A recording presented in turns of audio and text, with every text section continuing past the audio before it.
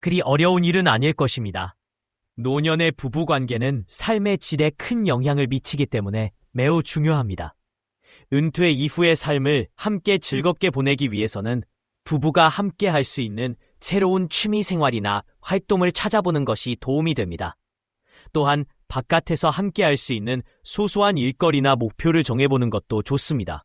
여유 시간에는 TV만 보는 것이 아니라 아내와 함께 외출하면서 그동안 나누지 못한 대화를 나누고 작은 행복들을 느껴보는 것도 필요합니다. 새로운 친구들과 어울리는 것도 좋은 방법입니다.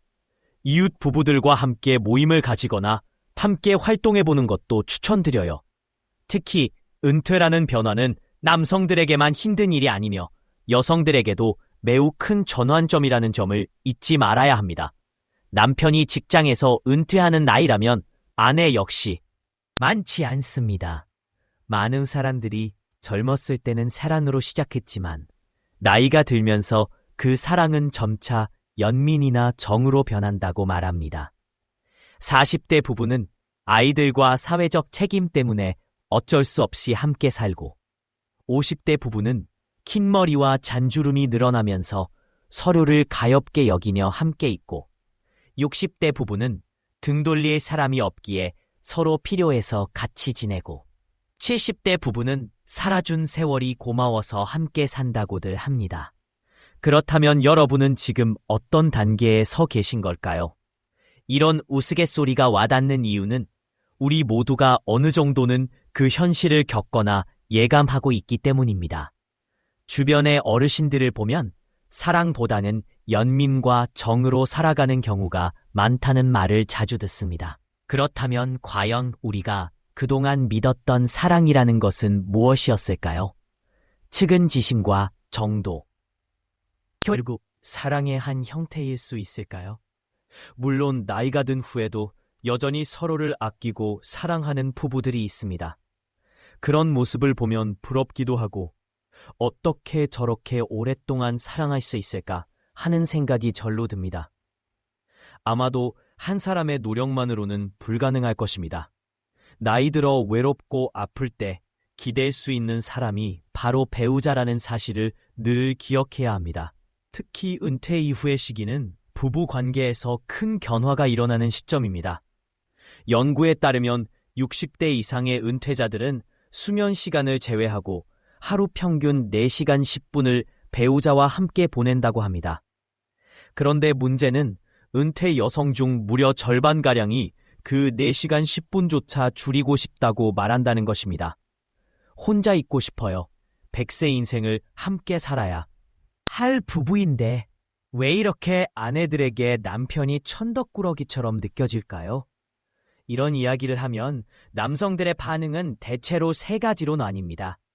첫째, 내 아내가 그렇게 생각하고 있었다니 전혀 몰랐다는 반응. 둘째, 그럴 줄 알았다며 고개를 끄덕이는 반응. 셋째, 적어도 내 아내는 그렇지 않을 것이라고 부정하면서 마음을 놓는 반응입니다. 구독자 여러분 중에서는 어떤 분들이 더 많을까요? 확실한 건 이제는 나이든 아내들도 반란을 일으키는 시대라는 점입니다. 반면에 아이러니하게도 남성들의 경우는 현재 부부 생활에 만족한다는 응답이 과반이 넘는다고 합니다. 왜 이런 차이가 생길까요? 그건 아마도 부부간의 만족도에 커다란 괴리가 존재하기 때문입니다. 은퇴 이후 남편들은 회사에서 벗어난 자유를 얻었지만 오히려 어디 가야 할지도 모르고 집에만 있게 됩니다. 그래서 요즘에는 삼식남이라는 말까지 생겼습니다. 하루 3끼를 꼬박 챙겨달라고 요구하는 남편들에 대한 표현이죠. 문제는 요청만 하고 함께 먹지는 않는다는 것입니다.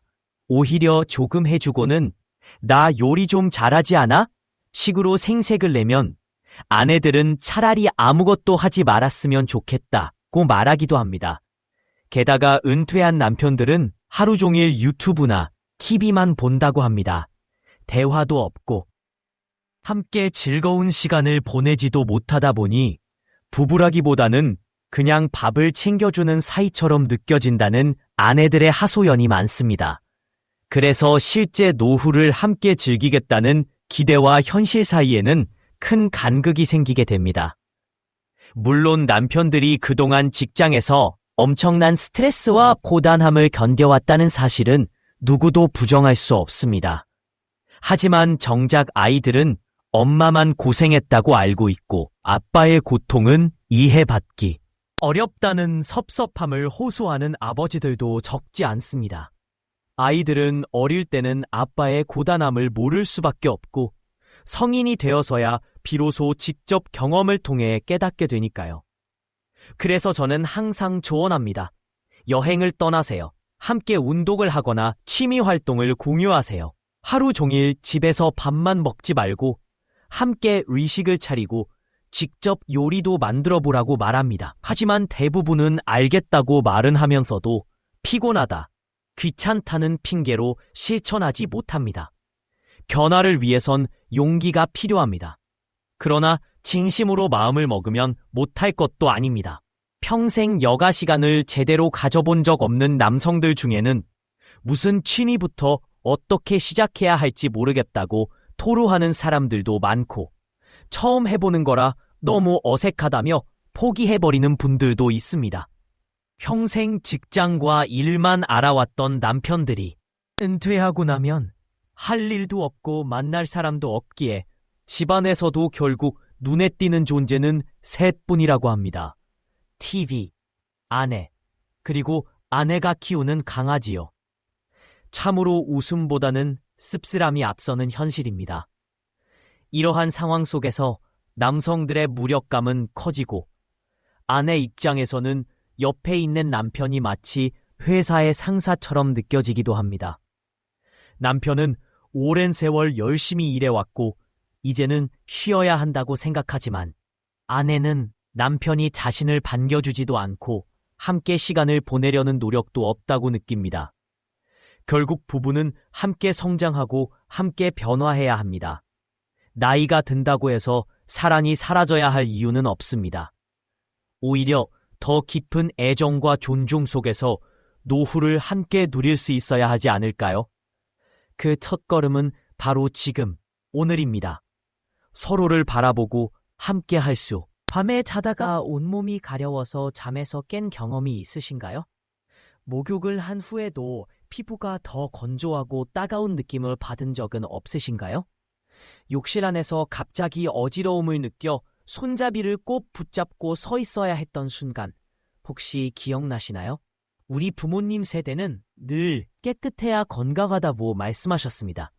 그래서 하루에 한 번은 꼭 목욕을 해야 한다는 생각을 우리에게도 자연스럽게 전해주셨죠. 저 역시 의사로서 오랫동안 그 말을 믿어왔고 환자들에게도 같은 조언을 해왔습니다. 그런데 제가 68세가 되던 날 예상치 못한 일이 생겼습니다. 어느 밤 저는 온몸에 심한 가려움증으로 인해 잠에서 깼습니다. 매일 꼼꼼하게 목욕을 하고 있었음에도 불구하고 피부는 점점 더 건조해지고 불편함은 커져만 갔습니다. 수천 명의 노인 환자들을 진료하면서도 유모처럼 대했던 남편들은 노후에 오히려 서러움과 외로움을 겪게 된다는 말에 많은 사람들이 고개를 끄덕입니다. 실제로 늙어서 아침에 눈만 떴다고 아내에게 혼나는 사람을 본다는 이야기도 있습니다. 사회복지사들의 경험에 따르면 독거노인 중 고독사로 생을 마감하는 경우 할아버지 비율이 압도적으로 높다고 합니다. 쌀을 가져다 드리면 할머니들은 이것저것 활용해서 맛있는 밥도 잘 차려 먹는데 할아버지는 손조차 제대로 대지 못하는 분들이 많다는 현실도 안타까운 부분입니다. 그런데 두 백발이 성섬한 부부가 서로의 손을 꼭 잡고 다정하게 횡단보도를 건너는 장면을 보면 어떤 느낌이 드시나요? 정말 눈물 날 정도로 아름답지 않습니까? 우리 모두가 저분들처럼 오랫동안 서로를 사랑하며 살아갈 수는 없을까요? 사실 나이가 들수록 조금씩 양보하고 이해하려는 노력만 한다면 그리 어려운 일은 아닐 것입니다. 노년의 부부관계는 삶의 질에 큰 영향을 미치기 때문에 매우 중요합니다. 은퇴 이후의 삶을 함께 즐겁게 보내기 위해서는 부부가 함께 할 수 있는 새로운 취미 생활이나 활동을 찾아보는 것이 도움이 됩니다. 또한 바깥에서 함께 할 수 있는 소소한 일거리나 목표를 정해보는 것도 좋습니다. 여유 시간에는 TV만 보는 것이 아니라 아내와 함께 외출하면서 그동안 나누지 못한 대화를 나누고 작은 행복들을 느껴보는 것도 필요합니다. 새로운 친구들과 어울리는 것도 좋은 방법입니다. 이웃 부부들과 함께 모임을 가지거나 함께 활동해보는 것도 추천드려요. 특히 은퇴라는 변화는 남성들에게만 힘든 일이 아니며 여성들에게도 매우 큰 전환점이라는 점을 잊지 말아야 합니다. 남편이 직장에서 은퇴하는 나이라면 아내 역시 오랜 세월 해온 집안일에서 은퇴할 권리가 있다는 생각을 해야 합니다. 서로가 같은 위치에서 새로운 삶을 시작한다는 인식이 필요합니다. 익숙하지 않더라도 하루에 한 끼 정도는 남편이 직접 밥을 차려보고 청소기를 돌려보는 실천적인 노력부터 시작해보세요. 그런 작은 변화들이 부부 사이를 많이 달라지게 할 것입니다. 수십 명의 친구보다도 옆에서 항상 함께하는 배우자가 가장 소중하고 편안한 존재라는 사실을 우리는 종종 뒤늦게 깨닫습니다. 하지만 바로 옆에 있는 사람이 가장 특별한 존재이며 함께 보내는 순간들이 진짜 인생의 가치라는 것을 기억해야 합니다. 나이가 들수록 배우자의 존재는 더욱 소중해집니다. 흥미로운 이야기 하나를 더 들려드리겠습니다. 연구에 따르면 부부가 서로 상호작용하는 모습을 단 3분만 관찰해도 그 부부가 행복하게 살아갈지 아니면 결국 이혼할지를 95% 이상의 정확도로 예측할 수 있다고 합니다. 믿겨지시나요? 러시아의 두 거문대인 톨스토이와 도스토옙스키를 비교해 볼까요? 두 작가는 비슷한 시대를 살았고 공통점도 많습니다. 둘 다 아주 어린 연하의 아내를 만나 결혼했으며 그 당시로서는 매우 열렬한 사랑 끝에 결혼했습니다. 또 아내들의 내조가 컸던 것으로 유명한 부부들이죠. 하지만 두 작가의 결혼관은 작품 속에서 전혀 다른 방식으로 표현되었습니다. 예를 들어 톨스토이는 안나 카레니나에서 이렇게 썼습니다. 행복한 결혼은 모두 비슷한 모습이지만 불행한 결혼은 각각의 이유로 불행하다. 반면 도스토옙스키는 결혼을 영원히 사랑하기 위해 매일 연마하고 노력해야 하는 관계라고 보았습니다. 즉, 순간적인 사랑이 아닌 끊임없는 노력과 헌신을 통해 사랑을 지켜나가야 한다는 생각이었습니다. 결국 두 작가의 결혼 결과는 어떻게 되었을까요? 톨스토이와 그의 아내 소피아의 결혼은 말년의 극심한 갈등과 불행으로 끝났습니다. 반면 도스토옙스키와 그의 아내는 평생을 행복하게 보내며 작가가 사망한 후에도 그녀는 남편을 기리는 회고를 남길 정도로 깊은 사랑을 증명했습니다. 그렇다면 현대 과학은 이 두 결혼관 중 어느 쪽을 지지할까요? 이를 검증한 학자가 있습니다. 관계의 아인슈타인이라고 불리는 존 구트만 박사는 부부관계를 약 50년 동안 3,600상 이상의 부부를 대상으로 연구했습니다. 그의 연구에 따르면 부부가 서로 상호작용하는 모습을 3분간만 보아도 그 부부가 행복하게 살지 아니면 이혼할지를 95% 이상의 정확도로 예측할 수 있다고 합니다. 이 얼마나 놀라운 일입니까? 이 과학자는 도스토옙스키의 결혼관이 승리했다고 판단했습니다. 이 내용을 저는 세 가지로 크기는 어떠했으며 머리카락 색깔은 어떤 식이었는지부터 시작해서 그 사람이 무엇을 좋아하고 무엇을 싫어했는지까지 거의 모든 면모가 생생하게 묘사되어 있다고 합니다. 마치 한 사람의 내면을 꿰뚫어 보듯이 말입니다. 이러한 상세한 기록을 두고 어떤 박사는 이를 사랑의 지도라고 표현하기도 했습니다. 즉, 우리 각자의 마음속에는 내가 무엇을 좋아하고 싫어하는지, 어떤 꿈을 가지고 있으며 어떤 것에 두려움을 느끼는지에 대한 감정의 지형이 존재하는데, 진정한 사랑을 나누는 부부는 서로의 이런 지도를 잘 알고 있다는 것입니다. 행복한 부부 관계를 유지하는 데 있어 가장 중요한 요소 중 하나가 바로 서로를 얼마나 잘 아느냐입니다.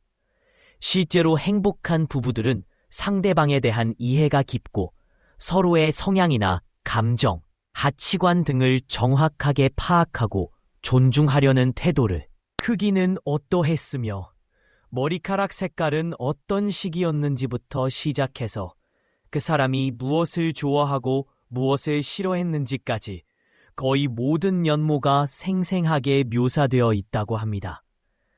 마치 한 사람의 내면을 꿰뚫어 보듯이 말입니다. 이러한 상세한 기록을 두고 어떤 박사는 이를 사랑의 지도라고 표현하기도 했습니다. 즉, 우리 각자의 마음속에는 내가 무엇을 좋아하고 싫어하는지, 어떤 꿈을 가지고 있으며 어떤 것에 두려움을 느끼는지에 대한 감정의 지형이 존재하는데, 진정한 사랑을 나누는 부부는 서로의 이런 지도를 잘 알고 있다는 것입니다. 행복한 부부관계를 유지하는 데 있어 가장 중요한 요소 중 하나가 바로 서로를 얼마나 잘 아느냐입니다. 실제로 행복한 부부들은 상대방에 대한 이해가 깊고 서로의 성향이나 감정, 가치관 등을 정확하게 파악하고 존중하려는 태도를 즉각 반박하거나 비웃는 식의 대화 방식이 계속되면 그 관계는 점점 더 멀어질 수밖에 없습니다. 이런 대화 방식은 단순한 말싸움을 넘어서 장기적으로 관계의 미래를 결정짓는 요소가 됩니다. 어떤 연구에 따르면 부부간의 대화법만 보더라도 앞으로의 관계가 어떻게 될지를 예측할 수 있다고 합니다. 바로 그것이 우호감 또는 친밀감의 본질인 것이죠. 따라서 우리는 대화 방식의 중요성을 다시 한번 깊이 인식해야 합니다. 두 번째로, 행복한 부부들은 갈등을 다루는 방식에서도 차이가 있습니다. 살아가다 보면 누구나 그렇듯 부부 역시 서로 다른 성격과 가치관, 그리고 자라온 환경을 가지고 있기 때문에 갈등은 피할 수 없는 현실입니다. 하지만 그것을 어떻게 다루느냐에 따라 관계의 운명이 달라집니다. 행복한 부부들은 갈등이 즉각 반박하거나 비웃는 식의 대화 방식이 계속되면 그 관계는 점점 더 멀어질 수밖에 없습니다. 이런 대화 방식은 단순한 말싸움을 넘어서 장기적으로 관계의 미래를 결정짓는 요소가 됩니다. 어떤 연구에 따르면 부부간의 대화법만 보더라도 앞으로의 관계가 어떻게 될지를 예측할 수 있다고 합니다. 바로 그것이 우호감 또는 친밀감의 본질인 것이죠. 따라서 우리는 대화 방식의 중요성을 다시 한번 깊이 인식해야 합니다. 두 번째로, 행복한 부부들은 갈등을 다루는 방식에서도 차이가 있습니다. 살아가다 보면 누구나 그렇듯 부부 역시 서로 다른 성격과 가치관, 그리고 자라온 환경을 가지고 있기 때문에 갈등은 피할 수 없는 현실입니다. 하지만 그것을 어떻게 다루느냐에 따라 관계의 운명이 달라집니다. 행복한 부부들은 갈등이 발생했을 때 신중하고 예의 바르게 대응합니다. 서로의 감정을 배려하면서 부드럽게 이야기를 풀어나가려고 노력합니다.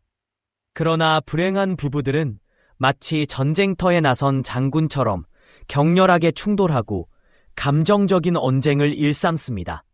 특히 이런 부부들은 갈등 상황에서 특정한 4가지 유형의 대화 방식을 사용하는 경우가 많습니다. 전문가들은 이것을 결혼 파국의 4대 적신호라고 부르기도 합니다.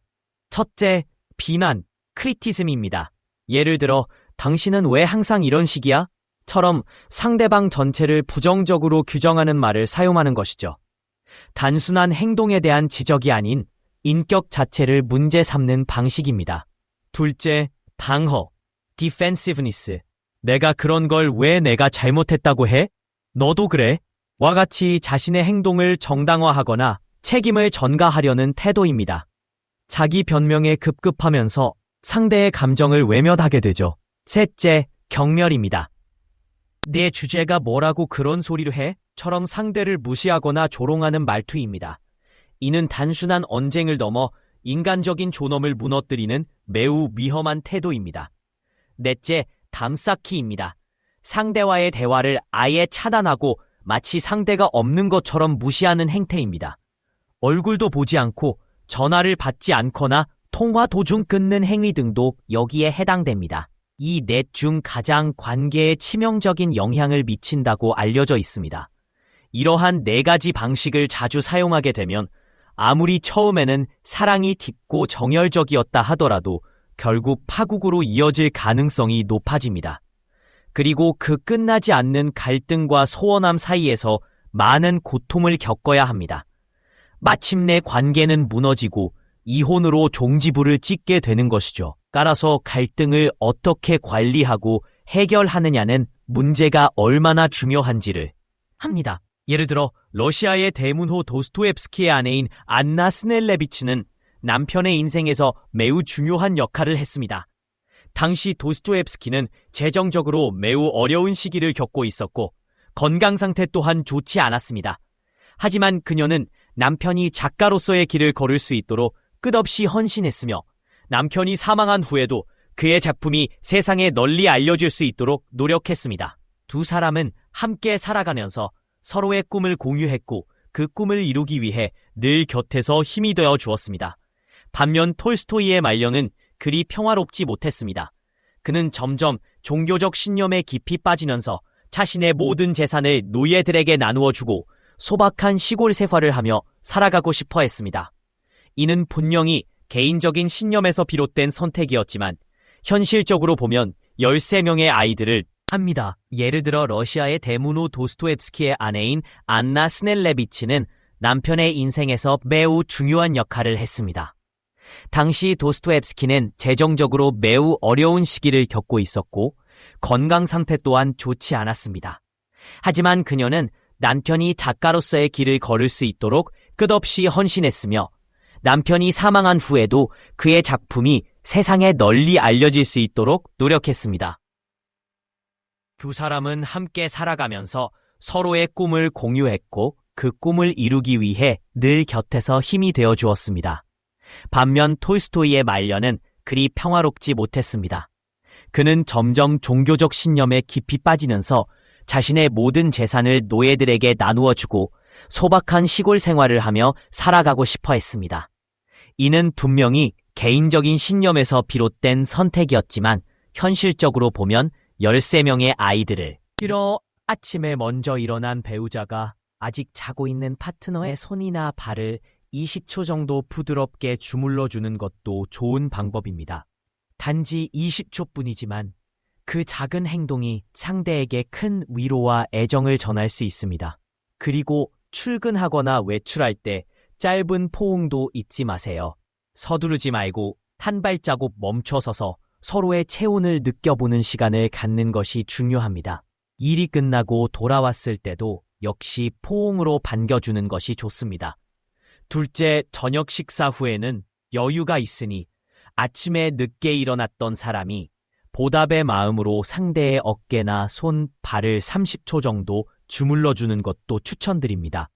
이러한 스킨십은 결코 과장된 것이 아니며 오히려 일상 속에서 자연스럽게 누적되는 사랑의 언어입니다. 닭살스럽다고 생각하지 마세요. 아침에 먼저 일어난 배우자가 아직 자고 있는 파트너의 손이나 발을 20초 정도 부드럽게 주물러 주는 것도 좋은 방법입니다. 단지 20초뿐이지만 그 작은 행동이 상대에게 큰 위로와 애정을 전할 수 있습니다. 그리고 출근하거나 외출할 때 짧은 포옹도 잊지 마세요. 서두르지 말고 한 발자국 멈춰서서 서로의 체온을 느껴보는 시간을 갖는 것이 중요합니다. 일이 끝나고 돌아왔을 때도 역시 포옹으로 반겨주는 것이 좋습니다. 둘째, 저녁 식사 후에는 여유가 있으니 아침에 늦게 일어났던 사람이 보답의 마음으로 상대의 어깨나 손, 발을 30초 정도 주물러 주는 것도 추천드립니다. 이러한 스킨십은 결코 과장된 것이 아니며 오히려 일상 속에서 자연스럽게 누적되는 사랑의 언어입니다. 닭살스럽다고 생각하지 마세요. 이런 작은 습관들이 모이면 관계 전체에 큰 변화를 가져옵니다. 스킨십을 하면서 자연스럽게 대화도 많이 오갈 수 있고 마음속 깊은 감정까지도 표현할 수 있게 됩니다. 셋째, 인간은 서로의 피부가 닿는 것만으로도 따뜻함과 안정감을 느낄 수 있다고 합니다. 그래서 매일 조금씩이라도 자주 감정을 표현하면 긍정적인 에너지가 쌓이게 되고 갈등 상황이 발생했을 때도 더 유연하게 대응할 수 있습니다. 나이가 든 후까지도 서로를 비난하고 방어하며 격렬하고 마음의 벽을 쌓아가는 삶은 피해야 합니다. 앞으로 남은 소중한 시간을 후회로 가득 채우지 않도록 해야 합니다. 지금 바로 눈앞에 있는 갈등이라도 예의 바르고 조심스럽게 부드럽게 풀어나가는 자세가 필요합니다. 서로의 꿈을 공유하고 내가 좋아하는 일에 대해 진심으로 믿고 지지해 줄 수 있다면 그 관계는 온갖 풍파를 견뎌낼 수 있는 강력한 힘을 가집니다. 이것이 바로 행복한 노부부의 비결입니다. 종종 우리는 사랑한다는 말을 입에 담지만 정작 자신이 사랑받는 데에만 집중하다 보면 행복을 찾기 어렵습니다. 상대에게 사랑을 받기만을 원한다면 우리의 기대가 이루어지지 않을 때마다 괴로움만 커질 뿐입니다. 사랑을 줬는데 사랑이 돌아오지 않으면 배신감이 들고 그 감정은 쉽게 미움의 씨앗이 될 수 있습니다. 더 사랑해서 괴로운 것이 아니라 더 기대하기 때문에 외로운 것입니다. 그렇기에 이제부터라도 우리가 해야 할 것은 내가 먼저 더 많이 사랑하는 삶을 살아보는 것입니다. 상대를 이해하고 그의 꿈을 존중하며 작은 것 하나에도 감정을 표현하는 삶. 그렇게 사랑이 가득한 인생을 살아보세요. 지금까지 제가 말씀드린 내용은 바로 은퇴 후 부담스럽게 느껴지는 배우자 문제와 나이 들어서도 황혼 이혼 없이 행복하게 사는 방법에 관한 이야기였습니다. 다시 한번 요약하자면 다음과 같습니다. 첫째, 서로에게 꾸준히 관심을 갖고 우정과 친밀감을 키우며 상황지도를 만들어가세요. 둘째, 갈등이 생겼을 때 함부로 싸우거나 막말하지 말고 부드럽게 해결하려는 자세를 가지세요. 셋째, 서로의 꿈을 알고 그것을 함께 지지하고 공유하세요. 노후에도 이렇게 서로를 아끼고 존중하면서 나이 들어간다면 분명 오래도록 행복한 삶을 살아갈 수 있을 것입니다. 이상으로 시니어에 대한 모든 것을 연구하고 고민하는 시니어 연구소였습니다.